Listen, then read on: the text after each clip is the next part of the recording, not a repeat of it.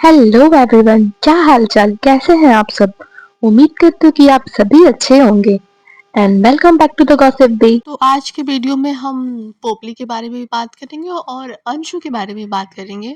तो अंशु ने रिसेंटली एक ब्लॉग डाला था जिसमें वो अपने घर जा रही थी। तो अब भाई लोगों को अलग ही दिक्कत है, अलग ही समस्या है। अब लोग बोल रहे हैं कि यार मैंने तो सोचा था कि हमेशा के लिए घर जा रही है, मुझे तो बहुत मजा ही आ गया था कि चलो यार बला टली लोमड़ी हमेशा के लिए गई। लेकिन पता चला कि कुछ ही दिन के लिए गई है। फिर जितनी भी खुशी थी ना, सारी खुशी खत्म हो गई है।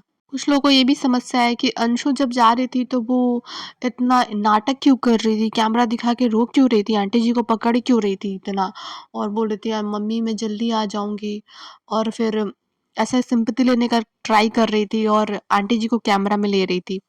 ये सेम चीज पोपली करती है ना।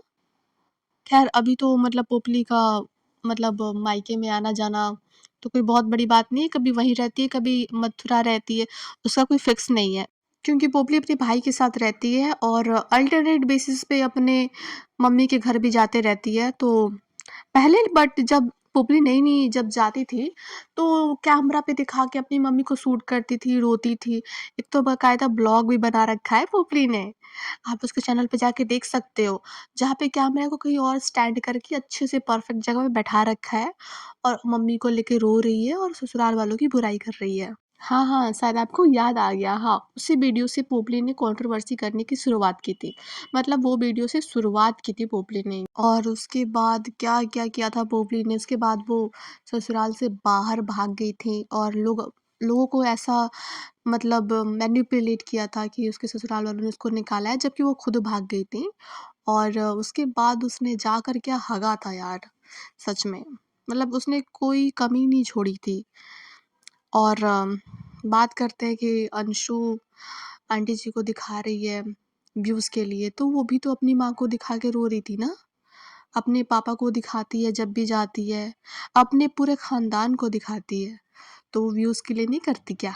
और आंटी जी इतना रो रही हैं, वो अपनी पोतियों के लिए तो कभी रोती नहीं है। लेकिन हाँ, अंशु के जाने पे वो अपने टेटुए मतलब बहा रही हैं, और क्यों रो रही हैं इतना? अपनी पोती को जब देखती है तब तो बुढ़िया इमोशनल नहीं होती। अभी पता नहीं क्यों इतना इमोशनल हो रही है। तो यार तुमने कभी देखा है उसको, उस बुढ़िया को जिसको तुम बोल रहे हो ना कि बुढ़िया इमोशनल नहीं होती पोतियों की जाने पे? तुमने कभी देखा है उसको? क्या 24 आवर्स तुम उसको देखते रहते हो? कि जितनी देर ब्लॉग आती है 8 मिनट की, 10 मिनट की, उसमें देखते हो तुम? तुम्हें क्या पता कि वो अपनी पोतियों के लिए नहीं रोती है या रोती है? और जब आरू आरोही गए थे ना, तो दादी का प्यार साफ-साफ दिख रहा था कि दादी कितना प्यार करती है अपनी पोतियों से। तो तुम लोग ना कृपया करके भौंकना बंद कर दो। और कुछ लोगों का कहना है कि अंशु ने मोटी रकम कमा ली है इन्फ्लुएंसिंग से, क्योंकि वो उसको इंस्टाग्राम पे ये सब में बहुत ऐड-वैड मिलता है ना, तो वो बहुत पैसे कमा लिए है। तो वो अपने घर गई है कुछ प्रॉपर्टी खरीदने के लिए। बाप रे! कितनी लंबी-लंबी दूर का सोच लेते हो आप लोग।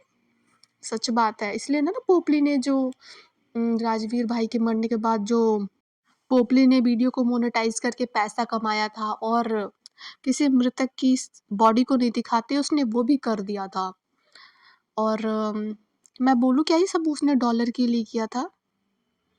उसने सब कमाने के लिए किया था, और जब भरपेट कमा लिया तो मायके भाग गई प्रॉपर्टी खरीदने के लिए। और हाँ, उसने तो खरीदा भी है प्रॉपर्टी। जब वो खरीद सकती है तो क्या अंशु अपने माँ-बाप का हेल्प नहीं कर सकती है? और तुम लोग बोलते हो कि वो बुआ है, फूफा है, वो माँ-बाप नहीं है, जहाँ पे गई है वो माँ-बाप है, उसके लिए करेगी। अरे तुम लोग ये क्यों सोचते हो यार कि एक इंसान के बस एक ही माँ-बाप हो सकते हैं? क्या जन्म देने वाली जो माँ है, उसका कीमत कम हो जाएगा, और जो पालने-पोसने वाली माँ है, उसका कीमत कम हो जाएगा? नहीं, दोनों की कीमत बराबर है।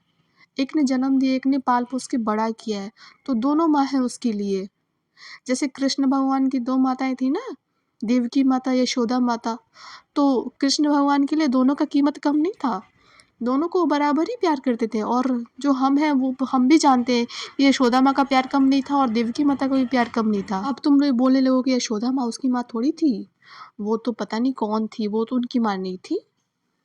तो जिसकी माँ है ना उसको पता है, वो मानता है माँ, तो तुम मानो चाहे ना मानो, तुम बुआ-फूफा मानो, वो माँ मानती है ना। तो उसके मानने से होगा, तुम्हारे मानने से कुछ नहीं होगा। वो उसको बेटी मानते हैं, वो उसको माँ-बाप मानती है, बात खत्म। अब बात कर लेते हैं पोपली की। तो यार पोपली जो है ना, उसको मैं सच बता रही हूँ, अपने चैनल का नाम स्नैपी गर्ल बदल के ट्रैवल गर्ल रख लेना चाहिए। क्योंकि यार वो पूरी टाइम घूमते रहती है यार। देखो, मैं तुमको ना चैलेंज देती हूँ कि तुम 1 हफ्ते अपने घर पे रह के दिखा दो। सच में चैनल एक्सेप्ट कर दो, मैं चैनल बंद कर दूँगी। 1 हफ्ते अपने घर पे रह के दिखा दो। नहीं, तुमसे नहीं हो पाएगा कि पूरे हफ्ते तुम अपने घर पे ही बैठी हो। बिल्कुल नहीं हो पाएगा। यार तुम तो घूमते रहती हो, तुम्हारा क्या है?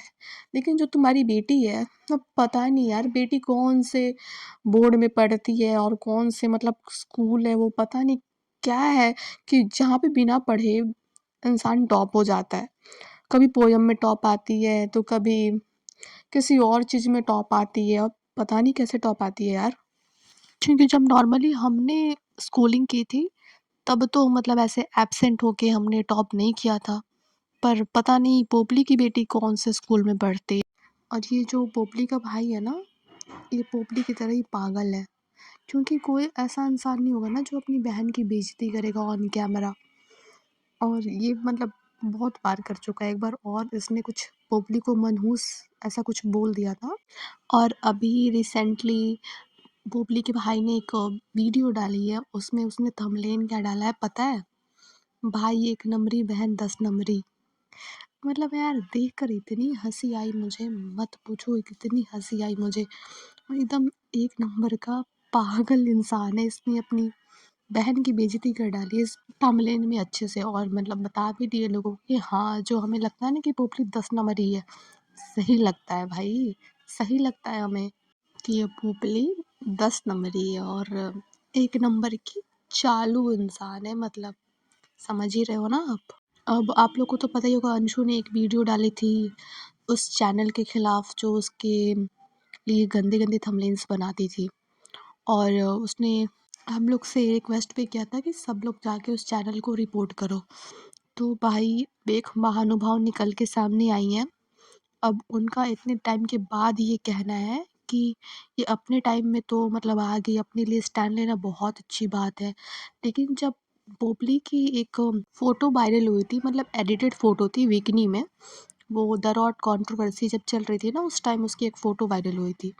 तो लोगों का कहना है कि उस टाइम तो अंशु ने कुछ नहीं बोला था कि मेरी भाभी का ये इतना गंदा फ़ोटो किसने डाला वगैरह वगैरह, कुछ नहीं स्टैंड लिया था। लेकिन अपने लिए स्टैंड लेने आ गई।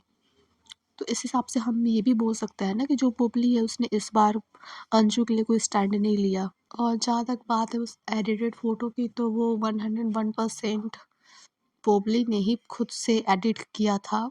अब पता नहीं एक्टिंग कितना अच्छा कर रही थी वो, लेकिन जहाँ से कोई भी सेंसिबल पर्सन देख रहा है, वो समझ सकता है कि ये जो एडिट करके फ़ोटो डाली गई थी ना द रॉड कंट्रोवर्सी के टाइम बिकिनी में, वो पोपली ने खुद ही डाला था। और जब हम ये चीज़ समझ सकते हैं कि पोपली ने ऐसा खुद किया था, तो वो लड़की तो उसके साथ कई सालों से रह रही है, तो उसे पता नहीं होगा मेरी भाभी किस हद तक गिर सकती है, या ये फ़ोटो मेरी भाभी खुद स्वयं अपने हाथों से डाली है, तो फिर किसके लिए वो स्टैंड लेने आए? और क्यों ले वो स्टैंड? उस टाइम उसने, जिस टाइम की बात है, उस टाइम वो अंशु की लूटियाँ डुबाने में लगी हुई थी। हर तरीके से बेइज़्ज़ती कर रही थी।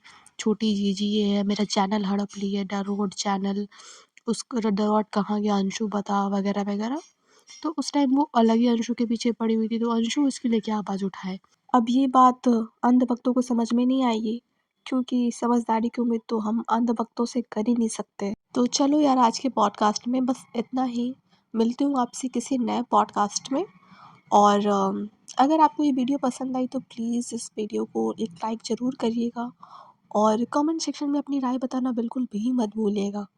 और अगर चैनल पे नए हो तो प्लीज़ चैनल को सब्सक्राइब करके ही जाना।